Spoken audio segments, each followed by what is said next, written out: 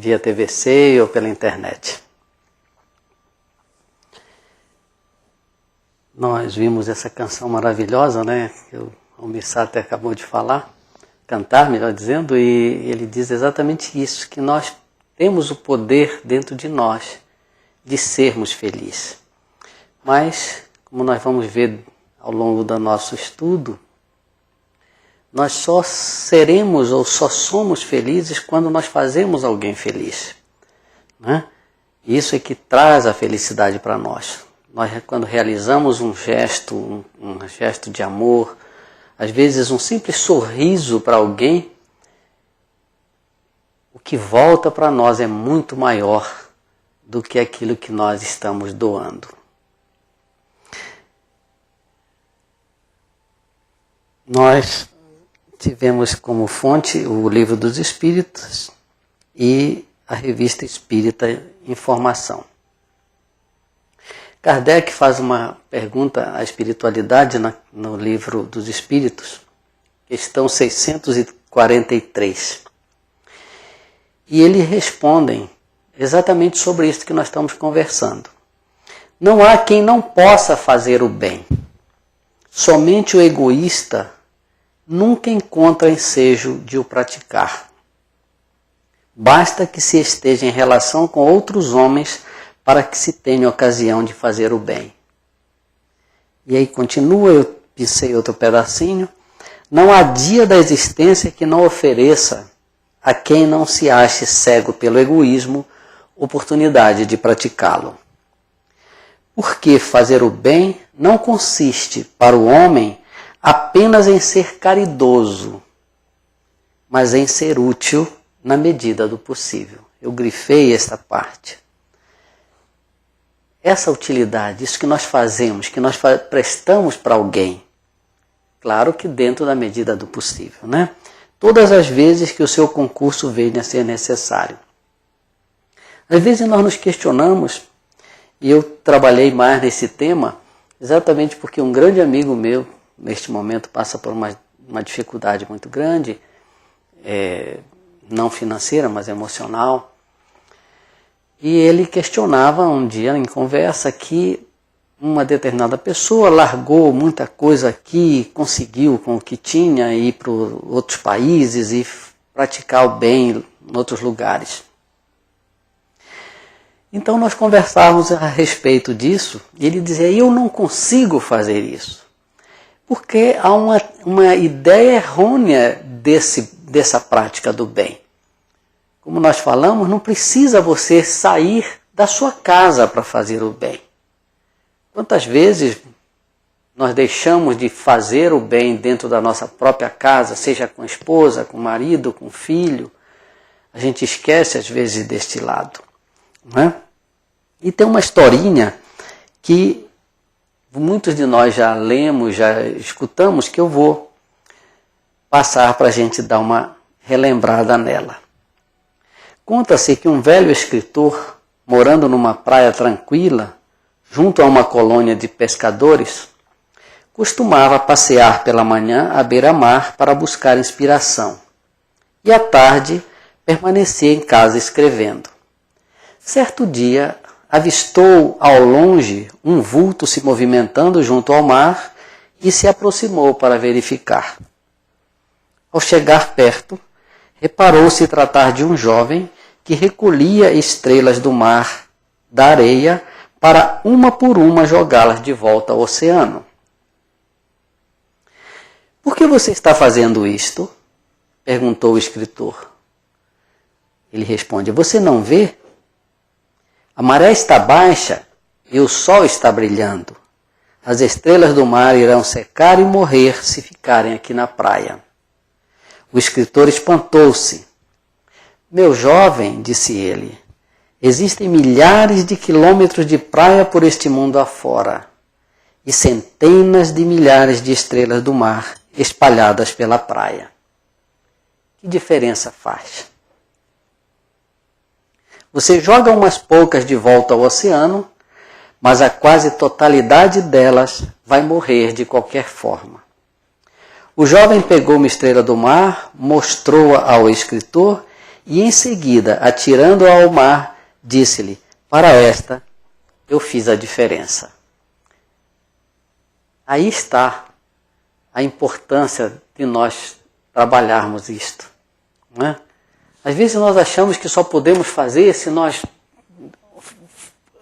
realizarmos grandes feitos, e não é por aí. Basta um simples gesto, nós vamos fazer o bem para alguém. Como eu disse antes, as pessoas hoje quase não sorriem, né, vivem muito voltadas para o trabalho, etc. Quase todo mundo vive nessa tensão enorme. E quando a gente recebe um sorriso de alguém, aquilo parece que é um banho, né, de tranquilidade, de amor que envolve a gente. Naquela noite, continuando a história, o velho escritor não conseguiu dormir, nem sequer escrever. Ficou intrigado com a sabedoria do jovem. Pela manhã, voltou à praia, uniu-se ao rapaz e juntos começaram a jogar estrelas do mar de volta ao oceano. E a vida é assim. Nenhum de nós pode resolver sozinho todos os problemas do mundo, é claro. Nem a fome, nem a ignorância, nem a violência. Mas cada um de nós, na medida de sua capacidade, pode, nem que seja por alguns momentos, aliviar uma dor ou fazer feliz uma alma. É um ensinamento belíssimo, não é? Que a gente esquece, como eu disse. Muitas vezes nós achamos que só com grandes feitos nós podemos realizar o bem. E não é por aí, não é? Basta algo muito simples e a gente realiza este bem. Nós estamos novamente encerrando mais um ano, não é? Parece que foi ontem que a gente estava aqui falando do Natal. E já estamos de novo no Natal. Não é? Sempre em dezembro a gente faz algumas reflexões, a gente repensa a vida, a gente se autoanalisa. É claro que é um mês próprio para isso, mas a gente tem que fazer isso sempre, a gente tem que sempre estar se autoanalisando, se autoavaliando, para saber como está este dom que nós temos dentro de nós, que nós guardamos, como disse a música, né? De ser feliz e procurar realizar em nós esta felicidade, nos tornarmos alguém felizes, deixarmos o excesso de preocupação, o excesso de problemas que todo mundo vai ter. Mas a gente tem que trabalhar isso de uma maneira tal que a gente não deixe que isso traga doença para o nosso organismo. Porque quando nós não fazemos isso, uma coisa que sempre vem logo e que se chama depressão. Quantos de nós estamos envolvidos por isso? Que antigamente, quando se falava nisso, recentemente eu vi uma entrevista do Padre Marcelo e ele dizia que achava que, usando uma expressão que a gente usa muito no Brasil, né, que era frescura. Ora, um padre que estudou filosofia, estudou psicologia, etc. Mas quando não acontece com a gente, quando a gente não passa pelaquilo, a gente acha que aquilo não existe. E nós temos sim pessoas na família, temos momentos que a gente entra nesse estado. E nós só vamos sair disso fazendo algo em prol de alguém. Recentemente, outro exemplo, uma moça saiu do Brasil, chegou na França, se realizou como modelo, etc. Mas ela não se encontrava, ela não era feliz. Algo estava faltando dentro dela. Com tudo que ela tinha, que ela conquistou. Ela volta para o Brasil e hoje ela trabalha com crianças pequeninas, montou uma escola, etc. Está trabalhando numa escola, não tenho bem certeza. Então é isso que a gente está tentando passar essa mensagem. A gente realizando algo, isso volta para nós. E esses males da alma, eles começam a se dissipar. Quanta coisa a gente pode fazer. Recentemente, uma profissional examinava uma criança, uma cirurgiã dentista, e conversando disse assim: o que é que você quer ganhar no Natal? Isto lá no nosso país. Ela disse: eu quero ganhar um caderno e um lápis de cor. Quando a gente vê isso, a gente se emociona, porque a gente não entende. Nós aqui, graças a Deus, temos tudo, apesar de que existem muitas crianças carentes. Mas quando alguém diz isso para a gente acha assim tão absurdo que uma criança com 7 anos queira de Natal um caderno e um lápis de cor. Mas vamos continuar. Como diz George Bernanos, ele diz o seguinte: saber encontrar alegria na alegria dos outros é o segredo da felicidade. Abordamos um pouco sobre isto, né? Mas Madre Teresa diz também o seguinte: não devemos permitir que alguém saia da nossa presença sem se sentir melhor e mais feliz. Isso é profundo demais. Quantas vezes a gente deixa isto acontecer? Muitas vezes uma pessoa se acerca de nós, quer falar, simplesmente quer falar. E às vezes a gente não tem tempo de escutar. As pessoas não param, não é? E é isso que ela quer dizer aqui. Às vezes é só isso que as pessoas querem, desabafar, ouvir uma palavra de conforto, acalentadora, de otimismo, para ela ser puxada daquele buraquinho que está querendo entrar. Tem um conceito de felicidade que diz o seguinte, que a felicidade é um estado durável de plenitude, satisfação e equilíbrio físico e psíquico. Claro que as duas coisas têm que andar juntas. Em que o sofrimento e a inquietude são transformados em emoções ou sentimentos. E mais um outro que diz que a felicidade tem ainda o significado de bem-estar espiritual ou paz interior. Essa aqui é fundamental, né? Quando a gente encontra isso, essa paz, essa tranquilidade de chegar de noite, botar a cabeça no travesseiro e desligar, né? Eu não fiz mal para ninguém, eu não tenho nada que me castigar, me auto-punir, então eu estou plenamente em paz com a minha consciência. Alguns outros exemplos que nós trouxemos, né? Como eu disse no início, nós podemos ser úteis todos os dias para os nossos familiares. Quantas vezes nós esquecemos de fazer isso? Né? Ajudar a esposa, o marido, um filho, um parente qualquer. Nós deixamos de fazer muitas vezes isto. E está dentro da nossa casa a oportunidade de realizarmos o bem. Podemos também contribuir com serviços ou doações para estranhos que não tenham condições de caminhar sozinhos. Existe muito isso. Né? Aqui também tem, não é só no Brasil. Existe muita gente necessitada de apoio. E existem creches, em hospitais, asilos, em escolas, aqui no nosso centro, pessoas abnegadas que atuam constantemente em favor dos poucos que podem ajudar. Não precisa muito, mas um pouco que nós fazemos, nós já estamos realizando o bem.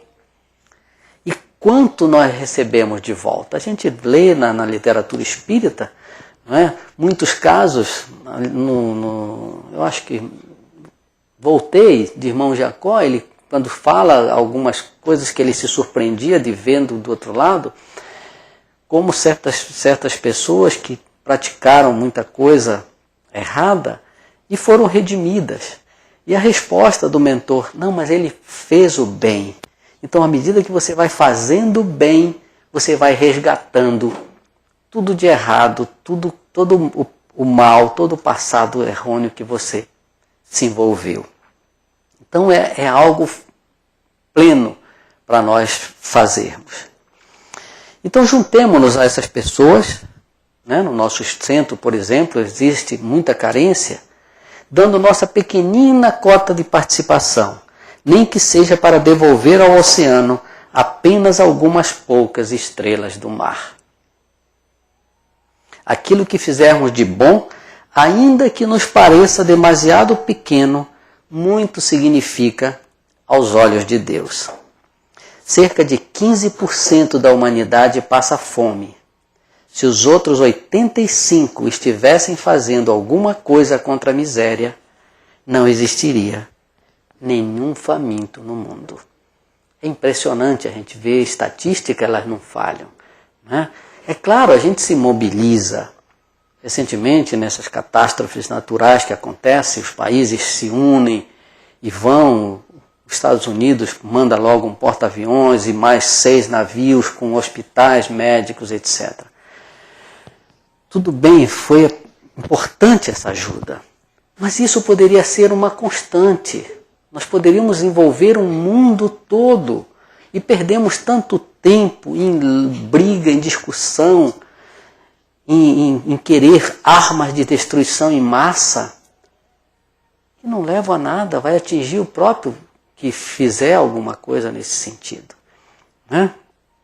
E as pessoas ainda ficam querendo se locupletar disto, né? A gente viu recentemente no Brasil as pessoas usando caminhões que transportavam combustível para levar água para o Nordeste. É algo inadmissível. Como fica a cabeça dessa pessoa quando vai dormir? Sabendo que ali está um veneno para aquelas pessoas que não pedem muito, pedem um pouco, ela, como uma delas dizendo, não basta trazer uma vez por semana. E a gente aqui, graças a Deus, tem água à vontade, não é? E essas pessoas usando do dinheiro público, perdendo uma oportunidade de fazer o bem. Há cerca de 2000 anos, numa região pobre e quase desconhecida, um jovem carpinteiro também começou a dividir os seus conhecimentos a respeito da vida e da felicidade. Ele falava do reino de Deus, no respeito humano, no amor aos inimigos, rompendo com todos os velhos preconceitos. Ensinou que a vida não termina com a morte, mas é tão somente uma experiência necessária para o homem construir esse reino no próprio coração. Esse jovem impetuoso e bom não adotou nenhuma religião, mas ensinou que a prática do bem é a única e verdadeira adoração. Não hesitou em criticar a hipocrisia religiosa que existia no seu tempo. Não demorou muito tempo para que esse mestre, contrariando os interesses dominantes, fosse preso, condenado e executado. Esperava-se, todavia, que após sua morte, seus seguidores o compreendessem melhor e passassem a viver conforme seus ensinamentos e exemplos. Mas isso não aconteceu. Ao invés de se amarem, os homens passaram a odiar em nome da religião. Dividiram-se e guerrearam-se. Ao invés de imitarem a bondade do mestre, preferiram tão somente idolatrá-lo como um Deus. Em vez de tomarem suas ideias como base para a revolução moral do indivíduo e da sociedade, preferiram construir em torno da sua figura um sistema bem engendrado de símbolos místicos e rituais complicados como base de adoração, sem fins práticos e úteis para a humanidade. Hoje, talvez mais que em qualquer época, seu nome continua sendo reverenciado por todos os meios como coisa sagrada e intocável, mas a essência de seus ensinamentos morais e o exemplo de sua conduta continuam sendo esquecidos pela grande maioria. É claro que nós falamos de Jesus. A parábola, portanto, ilustra muito bem a problemática da felicidade humana. Por falta de uma visão mais ampla e profunda da vida, vivemos quase sempre iludidos com excesso de imaginação, sem considerarmos que a felicidade pode estar mais próxima do que podemos conceber. Foi Jesus quem disse que o reino de Deus está dentro de nós. Mas, contraditoriamente, as próprias religiões cristãs asseguram que ele está bem distante, num paraíso que só poderíamos alcançar por um procedimento mágico de salvação, mediante fórmulas e adorações, com a completa renúncia da razão e do bom senso. Não precisa comentar, não é? Analisando a afirmativa de Jesus, os espíritos disseram a Kardec: o homem pode gozar ainda agora de uma felicidade relativa e que existe uma medida comum de felicidade para todas as criaturas humanas aqui na Terra. Estabeleceram, para tanto, 3 condições indispensáveis. A primeira delas é de ordem material. O que eles disseram? Possuir o necessário para viver.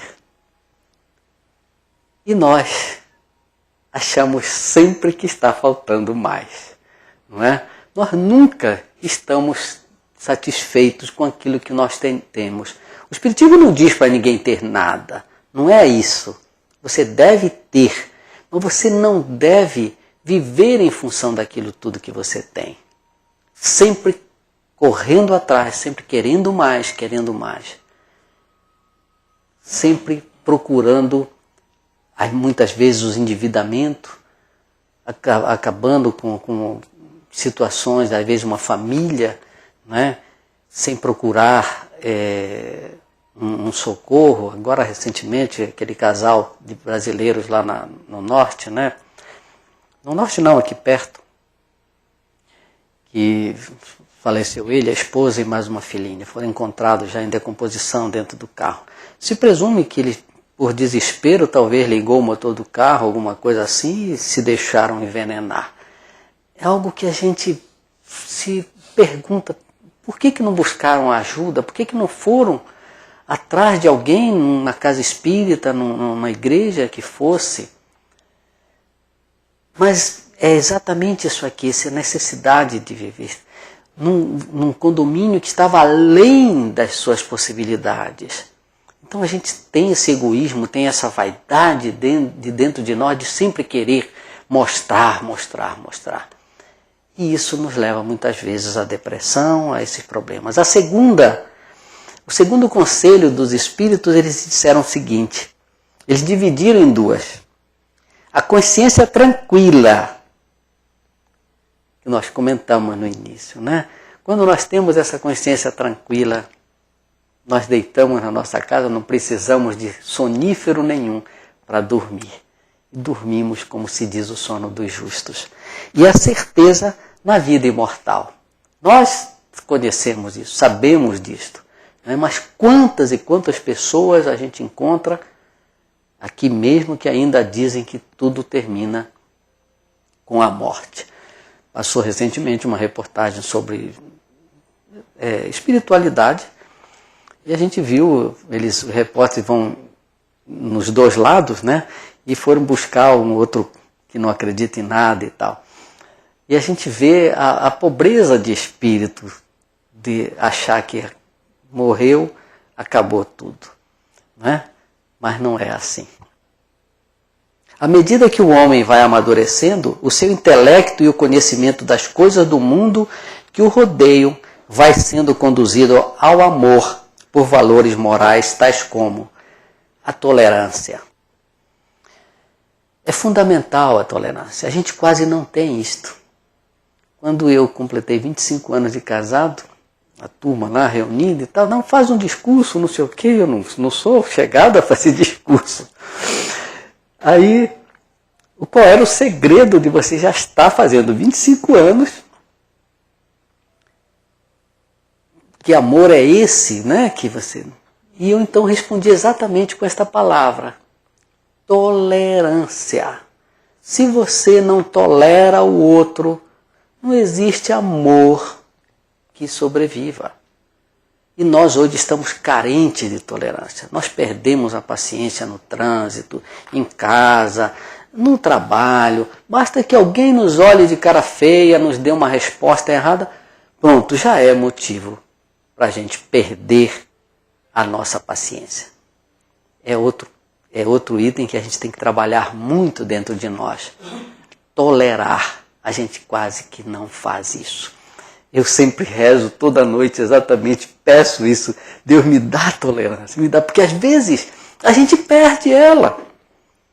Quando a gente vê, aí, mas como a gente está sintonizado ali, a gente volta, vai ali, pede e consegue ser tolerante. Porque somos pessoas diferentes, ninguém é igual ao outro. Então, se nós não tolerarmos, não deixarmos passar aquele instante, nós não vamos encontrar a paz, essa felicidade, esse bem que nós estamos buscando. O perdão, se fala tanto, principalmente na casa espírita, algo tão complicado, tão difícil. Quando a gente diz, eu perdoo, mas né, quando a gente bota o mas, já acabou tudo. E a gente sempre fica fazendo isso. Nós ainda não sabemos, ainda estamos longe de aprender a perdoar. Recentemente se falou muito, está se falando ainda, né, no Mandela, essa figura que tinha tudo para, depois de 27 anos preso, ir para uma revanche, ir para uma luta armada, querer vingar tudo que a população branca tinha feito no país dele.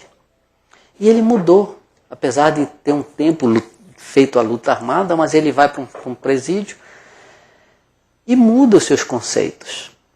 E sai de lá pedindo exatamente isso, o perdão, que ambos se perdoassem. E hoje a gente vê uma África do Sul com seus problemas, claro que tem, mas nós vimos brancos e negros juntos.